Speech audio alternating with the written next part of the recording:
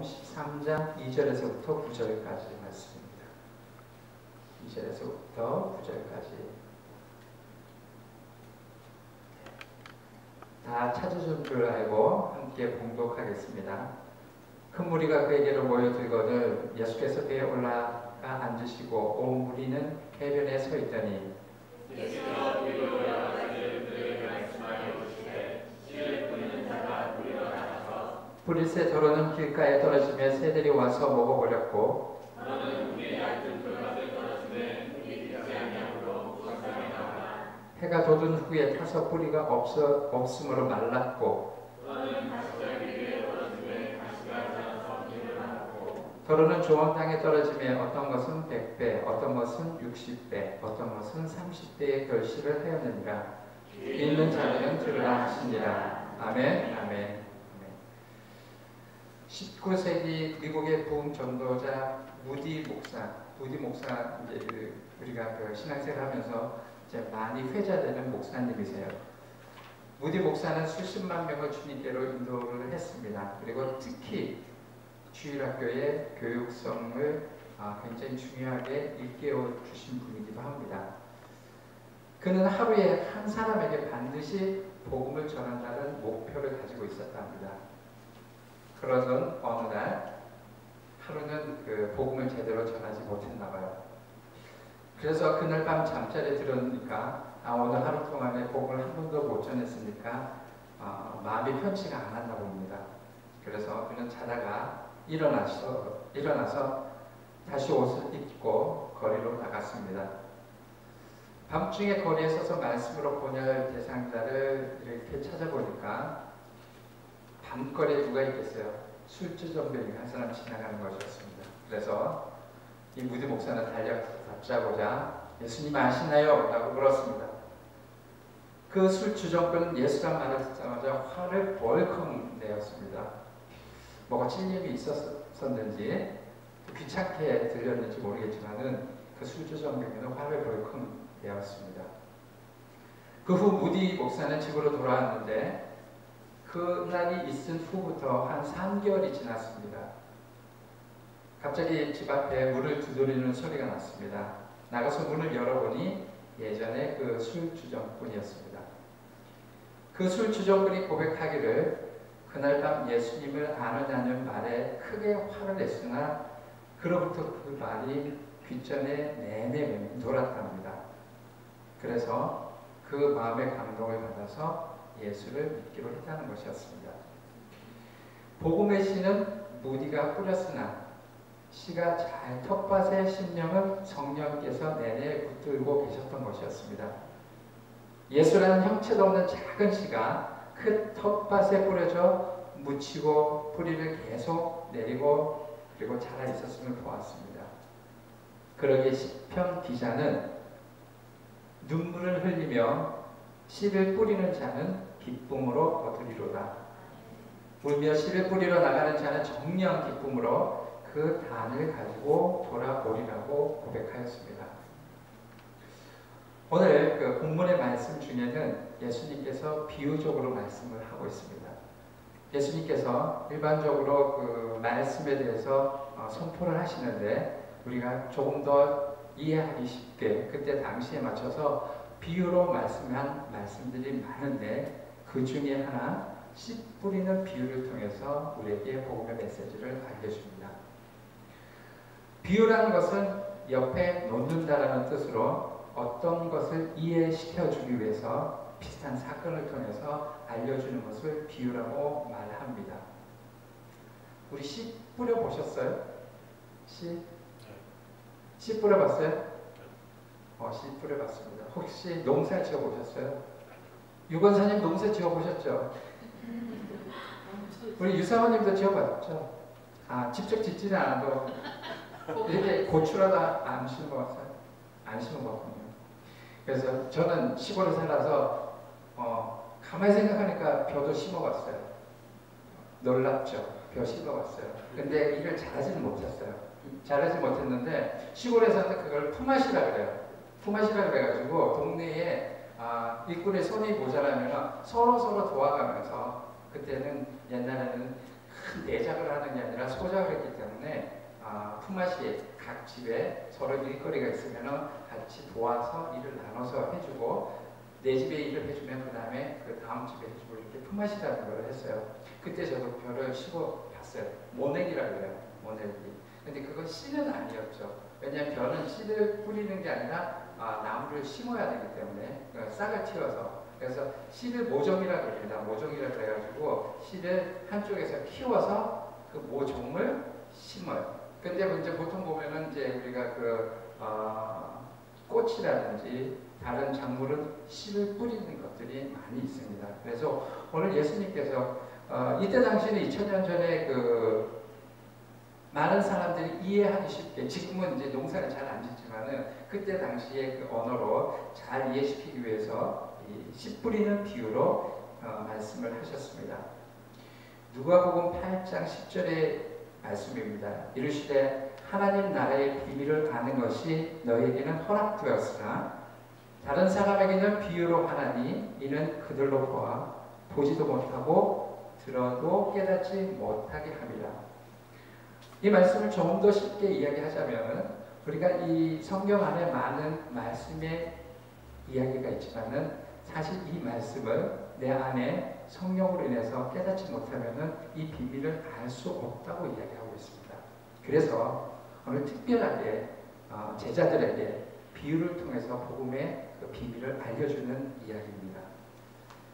하나님의 말씀을 사모하는 자는 하나님의 말씀을 깨닫게 되지만 하나님의 말씀에 관심이 없는 자는 하나님의 말씀을 아무리 들어도 알 수 없는 비밀이라는 것입니다. 많은 사람들이 알아듣지 못하게 하려는 것이 아니라 하나님의 말씀에 관심을 갖고 하나님의 뜻을 알기 위해 노력해야 하기 위해서 비유를 통해서 말씀하셨다는 것입니다. 그래서 하나님은 우리가 제대로 알기를 원하십니다. 그래서 자신을 다양한 방법으로 계시하셨습니다. 하나님께서는 우리에게 여러 가지 방법으로 하나님의 말씀을 계시하는데 자연을 통한 일반 계시 외에 여러 모양으로 자신을 드러내셨습니다. 그래서 각종 이적이라든지 기적 그리고 초자연적인 역사로 하나님 본인을 나타내셨습니다. 그리고 선지자를 통해서 말씀하셨고 마지막 때에는 자신의 아들을 세상에 보내셔서 하나님을 완전히 보이셨습니다. 하나님의 계시적인 말씀을 들으려면 노력을 해야 된다는 것입니다. 하나님의 말씀을 듣지만 말고 그 말씀의 의미를 제대로 알기 위해서 노력을 해야 된다는 것입니다. 그렇지 않으면 하나님의 말씀이 그대로 비밀로 남게 된다는 것입니다. 하나님의 말씀을 깨닫지 못하기 때문에 그렇다면 말씀대로 살아갈 수가 없기 때문입니다. 씨 뿌리는 비유를 통해서 나의 상태는 어디에 있는지 점검을 해보아야 된다는 것입니다. 하나님의 말씀의 놀라운 비밀을 깨닫고 나의 삶에 적용을 하고 있는지 말입니다. 씨가 떨어진 각기 다른 땅은 가르침을 받고 따르는 사람들이 각기 다른 방식으로 나타납니다. 요즘에는 여러분도 아시다시피 옛날에는 예배 드리는 게 어렵고 말씀을 듣는 게 굉장히 귀한 시간이지만은 요즘에 여러분도 아시다시피 인터넷을 통해서 책자를 통해서 클릭만 하면은 하나님의 말씀을 우수하게 쉽게 접할 수가 있다는 것입니다. 그렇지만은 그렇게 우수한 말씀을 접해도 오늘 씨 뿌리는 비유를 통해서 내가 하나님의 말씀을 어떻게 담고 있는지 하나님의 그 능력을 내 마음속에서 어떻게 활용을 하는지 볼 수가 있다는 것입니다. 그래서 오늘 말씀을 4가지 비유로 나타내고 있습니다. 농부가 밭에 씨를 뿌렸는데 첫 번째는 이 씨가 밭을 향해서 뿌렸지만은 옆으로 길가에 떨어진 씨가 첫 번째 있었습니다. 두 번째는 씨를 뿌렸는데 옥토가 된 땅이 아니고 돌짝밭에 뿌려진 씨가 있습니다. 세 번째는 씨를 뿌렸는데 거기에 잡초가 무성하게 자랐습니다. 오늘 말씀에는 가시떨기 나무 속에 떨어진 씨가 있습니다. 그 다음에 네 번째는 그야말로 농부가 잘 땅을 씨가 자랄 수 있게 옥토가 된 밭에 씨가 뿌려졌습니다. 그래서 이 네 가지 씨를 뿌린 비유를 통해서 말씀을 보겠습니다. 첫 번째, 길가에 떨어진 씨가 있습니다. 마태복음 13장 10절에 아무나 천국 말씀을 듣고 깨닫지 못할 때는 악한 자가 와서 그 마음에 뿌려진 것을 빼앗나니 이는 곧 길가에 뿌려진 자요. 우리가 무수하게 하나님 말씀을 접할 수도 있고 들을 수도 있습니다. 그런데 그 말씀이 그냥 다 옥토밭에 떨어지는 게 아니라 말씀을 듣고 깨닫지 못한 자, 그런 사람들은 악한 자가 와서 그 마음에 뿌려진 것을 빼앗는다고 이야기하고 있습니다. 뿌려진 씨는 하나님의 말씀 혹은 하나님 나라의 말씀이라고 적용하면 되겠습니다. 하지만 이 말씀은 어떤 땅에 묻히는가에 따라서 열매 맺는 것이 다르다는 것입니다. 모든 곳에 같은 결과를 낳는 것이 아니라는 것입니다. 하나님께서는 우리에게 무수한 복음의 그 씨앗을 뿌려주지만은 그 밭은 바로 우리의 마음과 같다는 얘기입니다. 누가복음 8장 11절에서부터 12절은 이 비유는 이러하니라. 씨는 하나님의 말씀이요 길가에 있다는 것은 말씀을 듣는 자니 이에 마귀가 가서 그들의 믿어 구원을 얻지 못하게 하려고 그 말씀을 그 마음에서 빼앗는 것이요. 똑같이 말씀을 들었는데 하나님 말씀을 나에게 적용을 하지 않는다는 겁니다. 하나님 말씀을 내가 똑같이 들었는데 에이 나는 그렇게 할 수가 없어. 나는 그렇게 적용을 못해. 다른 사람에게 적용하는 말씀이지. 귀로는 들었을지라도 마음으로는 깨닫지 못할 것이라고 하였습니다. 이것은 이해보다는 깊은 내면의 마음의 말씀을 받아들인다는 것입니다. 그렇기에 말씀의 씨앗은 말씀을 받은 마음에 따라서 결과가 달라진다는 것입니다. 하나님의 말씀이 가리운 자들에게는 말씀의 씨앗이 자라는 것을 허락지 않을 정도로 그 마음이 완악하다고 이야기하고 있습니다. 단단해져서 하나님의 말씀을 이해할 수 없다는 것입니다. 아무리 말씀을 듣거나 보아도 내 안에 믿음으로 받지 않으면 그 믿음의 씨앗이 없어져 버린다는 것입니다. 우리가 이미 구원을 받았을지라도 말씀을 사모하지 않고 말씀을 받아들이지 않는다면 자신도 모르게 마음이 굳어져서 말씀을 들어도 받아들이지 않는다는 것입니다. 두 번째, 돌밭에 뿌려진 씨앗입니다. 어떤 씨는 흙이 얕은 돌밭에 떨어짐에 흙이 깊지 아니하므로 곧 싹이 나오다 해가 돋은 후에 타서 뿌리가 없으므로 말라버렸습니다. 예수께서 설명하셨듯이 이는 말씀을 들을 때에 즉시 기쁨으로 받으나 우리가 항상 말씀을 들을 때 이런 경우가 있죠. 이 말씀은 내 말씀이야. 이게 하나님 주는 메시지 하면서 즉시 받으나 그 속에 뿌리가 없어 말씀으로 인하여 환난이나 박해가 일어날 때는 곧 넘어지는 사람들을 일컫습니다. 우리가 복음을 접할 때는 늘 평강함과 기쁨과 좋은 일만 넘치는 것이 아니죠. 하나님의 복음을 받아들이고 난 후에 하나님께서 선의의 고난도 있고 복음을 통해서 어려운 환경이 들었을 때 그 복음으로 인해서 힘이 생겨야 되는데 그렇게 어려움과 박해나 고난을 받으면 그래 복이 없는 거지 하면서 돌아오는 경우를 이야기하는 것입니다. 말씀을 듣는 사람이 그 속에 뿌리가 없게 되는 원인이 무엇이겠습니까? 이것은 교회가 갖고 있는 특징이 있어요. 왜냐하면 교회 나오면은 축복받는다. 좋게 되는 것이 하나님의 길이다. 이렇게 많은 주장들로 인해서 복의 근원이라고 생각하는 부분이 깨어지게 되면은 뭐가 잘못된 듯한 그런 믿음의 신앙을 갖고 있기 때문입니다. 그래서 어려운 그 반대하는 힘이 몰아칠 때 싹이 시들어 말라 죽을 수 있다는 것입니다. 그래서 교회 안에서 자랐거나 오랫동안 교회 성도였던 사람들도 내 안에 뿌리가 없다면 이와 같은 상황이 벌어질 수밖에 없다는 것입니다.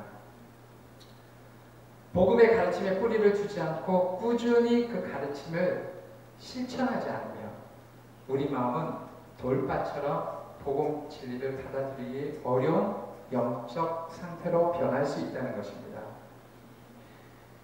그래서 영적 생존을 위해서 영적인 양식이 필요합니다. 특히 하나님에 대한 믿음과 옳고 그름에 대한 절대적인 가치관에서 멀어져가는 세상에서 영성을 유지하려면 영적인 양식이 필수적입니다. 그래서 말씀에 뿌리가 없다 보니 시련을 당할 때 주님을 배반하는 것이라고 말하고 있습니다. 예수를 믿으면 복받고 이 세상에서 잘 먹고 잘 산다고 해서 믿었지만 실제로는 그렇지 않기 때문입니다. 예수님 믿어서 늘 좋은 것만 있는 게 아니거든요. 하나님 뜻대로 살다 보면 시련과 고난과 고통도 함께 오기 때문입니다. 예수님도 결국 우리를 위해서 십자가에 매달아 죽으셨습니다. 사도 바울도 복음 위해서 모진 고통을 받았습니다. 예수 믿는다고 좋은 것만 일어날 것 같았으면 모순된 일이었겠죠. 모든 선진들이 그랬습니다. 믿음의 신앙 가운데 어려움이 찾아오면 내 안에 말씀이 없기에 쏠려버리는 그런 현상입니다. 교회는 열심인데 내 안에 말씀이 함께 있지 않으니 내 안에 예수님도 또한 없는 것입니다. 세 번째, 가시떨기 나무 속입니다. 팔레스타인의 가시떨기는 매우 강력해서 2m가 넘도록 자란다고 합니다. 저도 어렸을 때 가시나무 장미보다 큰 아카시아 나무가 가시가 있었나요? 아카시아 나무 있죠. 그런데 여기 있는 가시떨기 나무 속의 나무는 정말 그 가시가 한 30cm 이렇게 크답니다. 그의 땅의 양분을 그 가시떨기는 너무 강해서 그 주변에 있는 양분을 다 뺐을 뿐 아니라 그 가시떨기 나무가 기운을 막아서 다른 것들이 결실을 못 맺게 한다고 합니다. 마찬가지로 우리가 하나님의 말씀을 듣지만 가시떨기의 존재는 세상의 염려와 재물로 인하여 세상 향락에 빠지면 말씀의 열매를 맺을 수 없다는 것입니다. 예수님께서는 너라는 가시떨기에 떨어짐에 가시가 자란 기운을 막음으로 결실하지 못하였다고 가르치고 있습니다. 또한 이들은 말씀은 듣기는 하되 세상의 염려와 재물의 유혹과 기타 욕심이 들어와서 말씀을 막아 결실하게 하지 못하게 하는 자라고 설명하셨습니다. 이는 진실로 우리가 모두 주의를 기울여야 하는 경고이기 때문입니다. 많은 재산과 상당한 수입 자체가 하늘의 은총을 받았다는 표시도 아니고 그런 재벌이 없다고 해서 하늘의 외면을 받았다는 증명도 아니라는 것입니다. 예수님께서는 어느 충실한 추종자에게 그가 가진 모든 것을 가난한 사람들에게 나누어 주어가 영생을 상속받을 수 있다고 말씀하신 것은 우리에게 재물을 소유하는 것이 아니고 재물에 대한 우리의 태도가 마음과 몸에 배어 있음을 더 강조한다는 것입니다. 잘 알고 있듯이 예수님께서는 선한 사마리아인을 칭찬하셨는데 똑같은 돈, 주하였지만 가려주다는 그것 때문에 예수님을 판 사건이 있었고요. 사마리아인은 그것으로 자신의 이웃을 살렸습니다. 모든 악의 근원은 돈이 아니라 돈에 대한 사랑이라는 것입니다. 우리 삶에서 복음의 말씀의 영향력을 맡는 가장 교묘한 가시떨기는 예수님께서 이 생의 염려와 재물과 향락이라고 이야기하고 있습니다.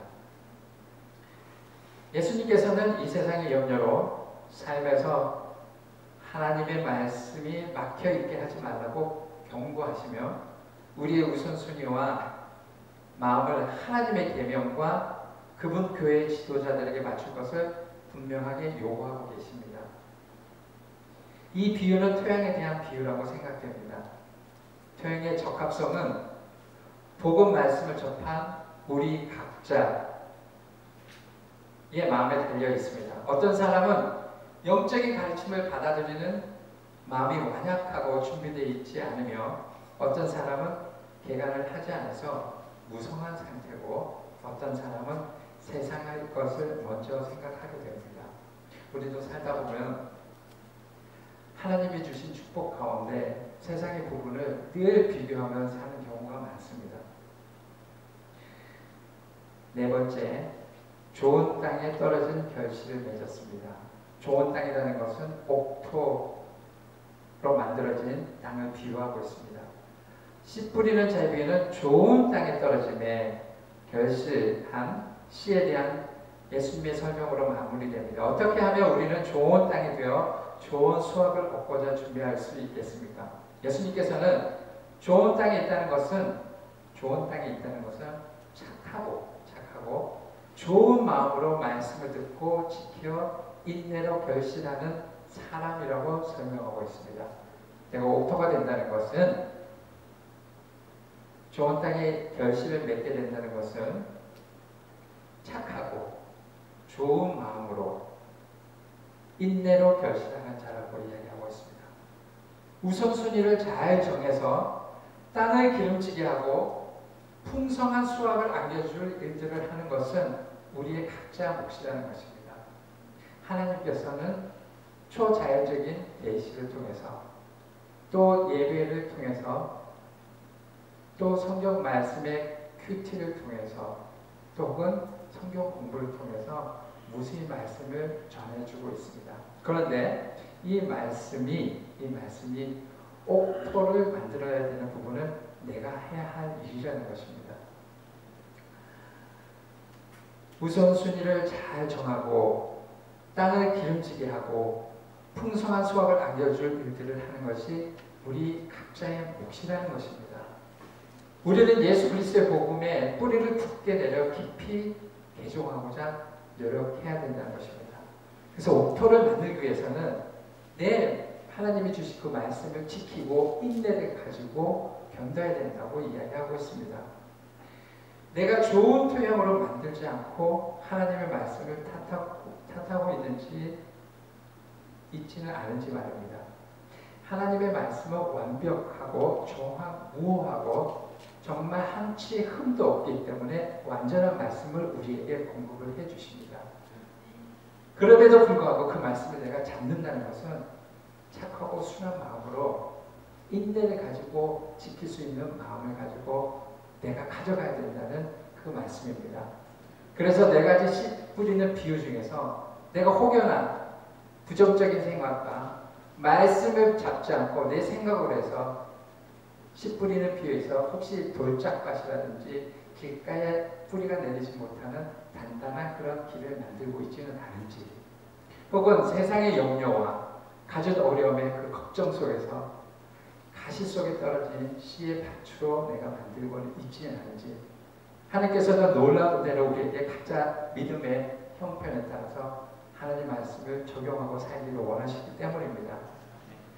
누가복음 8장 15절에 좋은 땅에 있다는 것은 좋은 땅에 다시 한번 강조합니다. 착하고 좋은 마음으로 말씀을 듣고 지켜 인내로 결실하는 자라고 이야기하고 있습니다. 이 말씀은 적용되는 그 말씀이 나 안에 다른 사람에게 주는 것이 아니라 다 나에게 하나님께서 말씀을 하는 것이니 그 말씀을 내 것으로 받아들이는 것입니다. 그 말씀을 지킬 때는 때로는 호락호락하지 않고 또 시기가 바로 응답되지 않을 수도 있습니다. 그래서 인내로 결실을 하는 자라고 표현하고 있습니다. 좋은 열매 맺는 사람들은 말씀을 이해하고 착하고 좋은 마음을 가진 자들입니다. 이 열매 맺은 사람들은 열매 맺지 못한 새 사람들이 가지지 못한 모든 것을 가졌습니다. 첫 번째 사람은 마음이 완약했습니다. 이 사람들은 착하고 좋은 마음을 가져야 됐습니다. 두 번째 사람들은 똑같은 말씀이 왔지만 문제와 핍박 앞에서 바로 넘어졌습니다. 여기 있는 사람들은 인내로 절대 포기하지 않아야 됩니다. 마지막으로 세 번째 사람들은 염려와 걱정을 최고로 생각했던 일이라며 반대로 좋은 땅에 뿌려진 씨앗의 사람들은 어떠한 것에서 자신의 우선순위를 놓치지 않았습니다. 요한복음 15장에 예수님께서 말씀하셨습니다. 다 아는 말씀일 겁니다. 요한복음 15장 1절, 2절, 4절, 5절의 말씀입니다. 나는 참 포도나무요 내 아버지는 농부라. 물은 내게 붙어 있어 열매를 맺지 않아 하는 가지는 아버지께서 그것을 제거해 버리고 물은 열매 맺는 가지는 더 열매를 맺게 하려 하여 그것을 깨끗하게 하느니라. 내 안에 거하라. 나도 너희 안에 거하리라. 가지가 포도나무에 붙어있지 아니하면 스스로 열매를 많이 맺을 수 없음같이 너희도 내 안에 있지 아니하면 그러하니라. 나는 포도나무요 너희는 가지라. 너희가 열매를 많이 맺으면 내 아버지께서 영광을 받으실 것이요 너희는 내 제자가 되리라. 너희가 나를 택한 것이 아니고 내가 너희를 택하여 세웠나니 이는 너희로 가서 열매를 맺게 하고 또 너희 열매가 항상 있게 하여 내 이름으로 아버지께 무엇을 구하든지 다 받게 하려 함이라. 아멘. 본문을 통하여 말씀을 듣고 목토에 뿌려진 씨앗의 좋은 열매 맺기 위해서 세 가지를 강조합니다. 첫 번째, 착하고 좋은 마음을 가져야 합니다. 선을 추구하고 도덕적으로 건전한 삶을 살며 하나님과 좋은 관계를 유지해야 합니다. 말씀대로 살기 위해서 하나님과 좋은 관계를 가져야 된다는 것입니다. 두 번째, 말씀을 지켜야 합니다. 들은 말씀을 굳게 붙잡아야 합니다. 아무리 하나님의 말씀을 듣지만 그것을 굳게 붙잡지 않으면 말씀대로 살 수가 없다는 것입니다. 주어진 말씀대로 살려면 말씀을 묵상해야 합니다. 그래야 내 안에 하나님의 말씀이 함께 움직인다는 것입니다. 세 번째, 인내해야 합니다. 열매를 맺기 위해서 시간이 필요합니다. 때에 따라서는 하루가 될 수도 있고 한 달이 될 수가 있고 1년이 될 수가 있다는 것입니다. 농부가 씨앗을 뿌린 후 수확하지 않은 어려움이 있습니다. 뜨거운 햇빛도 견뎌야 하고 가뭄도 이겨내야 합니다. 너희에게 인내가 필요함은 너희가 하나님의 뜻을 행하기 위해 약속하신 것을 받기 위함이라. 아멘. 우리가 말씀을 듣지만 말씀대로 살지 않으면 그냥 모든 것이 배설물이 됩니다. 그 배설물은 결국 몸을 건강하게 만들지 못합니다. 우리의 몸을 해치게 됩니다. 우리는 너무너무 쉬운 환경 가운데 말씀을 많이 접하고는 있지 않습니다. 근데 내가 그 마음을 적용치 않고 말씀을 제대로 받지 않으면 말씀은 그냥 하늘에 떠도는 그냥 이야기 정도의 수준이 되어버립니다. 바리새인과 서기관들은 먼저 말씀을 아는 것의 특징이었습니다. 그런데 말씀대로 살지 않고 오히려 사람들을 비판하고 정죄하자 주님께서 그들에게 화 있을진저 외식하는 자여라고 책망하였습니다. 우리가 들은 말씀이 우리 영혼의 양식이 되게 하고 그 말씀이 우리 삶을 바꾸게 해야 합니다. 하나님의 말씀을 잘 들을 뿐만 아니라 굳게 잡고 끝까지 인내하여 풍성한 열매를 맺어야 된다고 이야기하고 있습니다. 아멘. 아멘. 바로 이 토레이라는 분의 말씀을 잠깐 인용해서 말씀드리겠습니다. 하나님께 구하는 것을 모두 받으려면 그리스도의 말씀이 우리 속에 거해야 합니다. 무슨 신비한 명상이나 황홀경에 체험함으로써 그리스도 안에 거하기를 배우는 것이 아니고, 그리스도 안에 거하기를 배우는 방법은 바로 기록된 말씀을 받아 섭취하고 성령께서 그 말씀을 우리 마음속에 심어주어서 살아 역사하게 만들도록 만드는 데 있다는 것이다. 하나님의 말씀은 그저 지식으로 공부하는 것만으로는 안 된다. 그 말씀에 대한 묵상이 있어야 합니다. 하나님을 끊임없이 바라보며 성령께서 그 말씀을 우리 마음속에 살아있게 만들도록 구하면서 하나님의 말씀이 우리 마음속에 계속해서 맴돌도록 해야 하는 것입니다.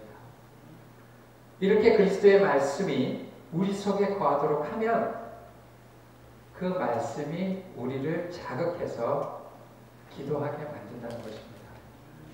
그 말씀들의 틀 속에서 우리의 기도가 형성되어 나오는 것이고, 그렇게 되면 우리의 기도는 하나님의 뜻과 동일선상에 있게 되고 결국 하나님 응답을 받게 됩니다. 하나님의 말씀을 공부한 일을 소홀히 하고서는 기도의 응답은 거의 불가능하다는 것입니다.